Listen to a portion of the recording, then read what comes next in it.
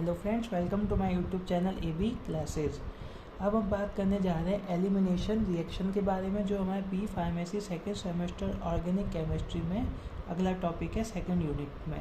तो elimination reaction क्या होती है? तो एलिमिनेशन का मतलब हम समझते हैं। पहले एलिमिनेशन करना, एलिमिनेट करना, आपने कई बार सुना होगा लाइव सोर्स में कि ये एलिमिनेट हो रहा है। एलिमिनेट हो रहा है मतलब यानी कि बाहर निकालना किसी को भी। तो एलिमिनेशन रिएक्शन में क्या होगा, कोई भी हमारा मॉलिक्यूल होगा उसको एलिमिनेट होगा, बाहर निकलेगा और एक नया प्रोडक्ट फॉर्म होगा, उसे हम कहेंगे एलिमिनेशन रिएक्शन।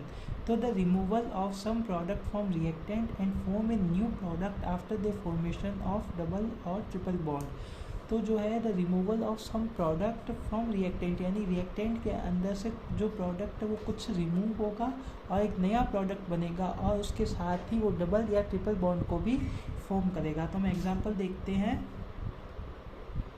C2H5Br की जो है हम रिएक्शन करवाते हैं अल्कोहलिक KOH के साथ। तो जो है हमारा एक H बाहर निकल जाएगा, तो हमारा C डबल बॉन्ड C और एक डबल बॉन्ड बन जाएगा HH और Br plus KBr plus H2O।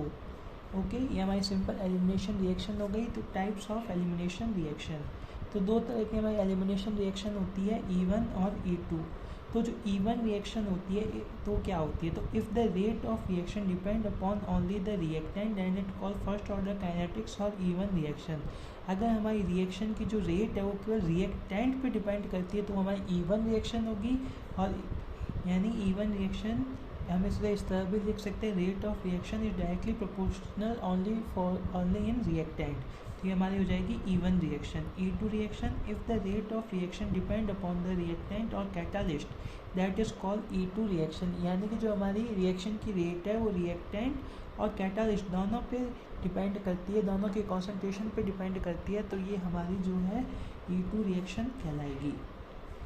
Okay, अब हम E1 और E2 को डिटेल में पढ़ने से पहले हम बात करते हैं सैटजेफ ओरिएंटेशन या सैटजेफ रूल के बारे में।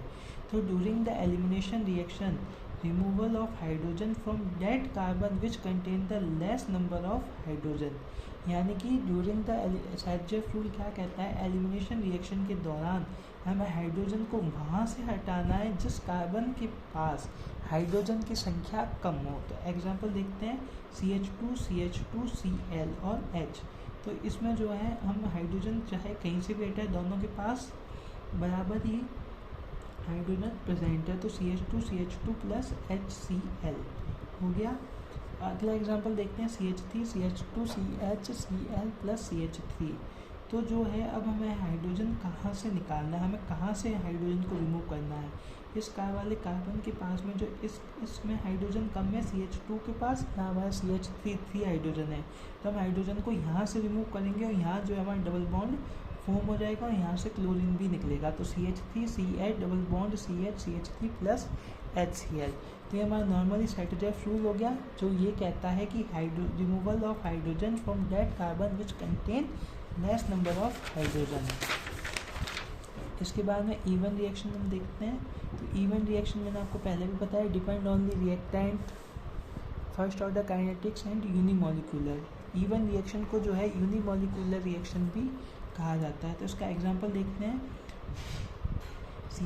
C के तीन तरफ CH3 plus Br plus H2O। तो अब इस रिएक्शन में क्या हो रहा है देखिए, हाँ, इस वाले कार्बन में जो है तीनों के पास जो है बराबर मात्रा में हाइड्रोजन है।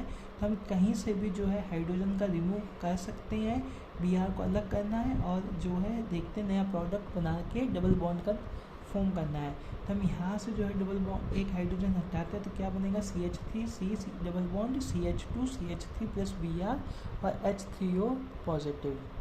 ओके, अब हम इसका देखिए तो reaction between the tetrabutyl and water is to 2-methyl propane। It is first order kinetic reaction because it is depend only the concentration of alkyl halide. तो ये जो हमारे टेट्राब्यूटाइल है ये जो है 2-methyl propane में कन्वर्ट हो रहा है। यही हमारी जो है एलिमिनेशन रिएक्शन हो गई। इसमें हाइड्रोजन का रिमूवल हो रहा है इन द वाटर के साथ, हम इसको जो है रिएक्ट करवा रहे हैं इस तरह से। ओके, तब हम मैकेनिज्म समझते हैं E1 रिएक्शन का, मैकेनिज्म ऑफ E1 रिएक्शन। तो जो है हमारा देखिए सबसे पहला स्टेप है, यहाँ से जो है हमारा Br निकल रहा है, तो ये हमारा स्लो स्टेप है। यहाँ से हमारा Br निकल गया और यहाँ से हमें हाइड्रोजन को रिमूव कर रहे हैं, तो इस तरह से हमारा ये प्रोडक्ट फॉर्म हो गया। और ये जो है अगर हम इसको H2O के साथ अगर हम कराएं तो ये रिएक्शन जो है हमारी फास्ट हो जाएगी। तो इस तरह से एक हाइड्रोजन को यहाँ से निकालो, CH2 H3O plus Br minus. तो सेकेंड स्टेप क्या है, तो the second step involve formation of an elimination product when the base remove a proton from a carbon next to the positively charged carbon। तो ये जो हमारा water है normally आपको पता है ये हमारे हाइड्रोजन को रिमूव कर रहा है और हमारा H3O फॉर्म कर रहा है। अब हम देखते हैं अगला E2 रिएक्शन। तो E2 रिएक्शन क्या हो गया, ये भी हमारा जो है टाइप ऑफ एलिमिनेशन रिएक्शन हो गया, बाईमोलिकुलर रिएक्शन इसे बोलते हैं, और सेकेंड ऑर्डर काइनेटिक सी होता है, क्योंकि ये जो है रिएक्टेंट एंड कैटलिस्ट दोनों की कॉन्सेंट्रेशन पे डिपेंड करता है। तो इसका हम एग्जांपल देखते हैं, CH3 CH2 Br plus OH। तो जो है इस तरह से CH2 double bond CH2 ethene बन जाएगा, H2 अलग हो जाएगा और Br माइनस अलग हो जाएगा। अब हम इसका मैकेनिज्म देखते हैं, तो CH2 Br यही वाला प्रोडक्ट हमने लिखा है, एथिल ब्रोमाइड CH3। अब हमें क्या करना है कि इसमें से हमें एक हाइड्रोजन को हटाना है, तो हाइड्रोजन को हटाना है, Br को भी निकालना है, H पॉजिटिव Br नेगेटिव, तो दोनों निकलेगा, तो CH2 double bond CH2 plus water plus Br negative. तो in E2 reaction of an alkyl halide a proton is remove by base. तो ये जो हमारा प्रोटॉन है हाइड्रोजन वो हमारे बेस के द्वारा जो रिमूव हुआ है from a carbon next to the carbon bonded to hydrogen. अब हम इसका मैकेनिज्म देखते हैं, तो बहुत ही सिंपल मैकेनिज्म है इसका। तो the bromopropane hold to beta carbon from which a proton can be remove in an E2 reaction. Both of two beta carbons are proton easily and equally removed from each of them, and propane is formed as a product of this elimination reaction। तो जो हमारा bromopropane है वो उसने beta carbon, ये हमारा beta carbon हो गया और एक हमारा अल्फा कार्बन हो गया। तो प्रोटॉन जो है हमारा रिमूव हुआ है E2 reaction both of two beta carbon, इस वाले कार्बन से भी इस वाले कार्बन से भी।